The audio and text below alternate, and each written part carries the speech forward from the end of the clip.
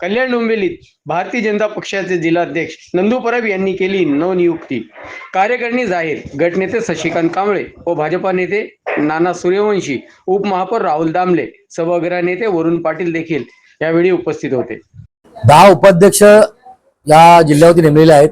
10 सचिव, 4 सरचिटणीस, महिला आघाडी, युवा मोर्चा असे 7 मोर्चा आहेत.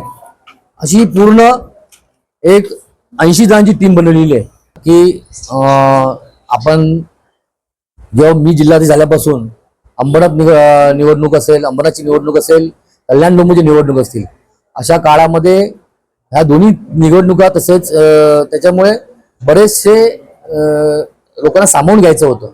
जुने कार्यकर्ते ज्यांना नगरसेवक तिकीट मिळालेलं आहे त्यांना ह्या कार्यक्रमामध्ये घेतलं नाहीये. कारण की कसं आहे की संघटना बांधण्यासाठी काम करायचं होतं आणि आमच्यामध्ये एक अशी पद्धत आहे की एक व्यक्ती एक पद, त्यामुळे ही टीम थोडीशी संघटना म्हणजे सगळी टीम बनवायला थोडासा आम्ही वेळ घेतलेला आहे. आता ते बाहेरचे आले नाही आहेत, आमच्यामध्ये आले ते तर आमचे सहकारी आहेत आणि भारतीय जनता पार्टी नेहमीच आपल्या सगळ्यांना श्रुत माहिती आहे की सहकार्याने घेऊन चालतं. काही नाही, बॅलन्स करण्याचा प्रयत्न केलेला आहे. जुने जे गेलेले होते ते भाजपाचेच होते, भाजपाचेच आहेत आणि पूर्वी भाजपातच होते. थोडस तुम्ही ज्याप्रमाणे म्हणता की बॅलन्स करण्याचा पद्धत केले, बॅलन्स नाही. आम्हाला संघटना चालवायची आहे, संघटनेमध्ये बॅलन्स नाही, एकता चालते. ते एकीवर आम्हाला काम करायचं. आज भारतीय जनता पार्टीच्या कल्याण जिल्ह्याची पदाधिकारी कार्यकारिणी घोषित केली.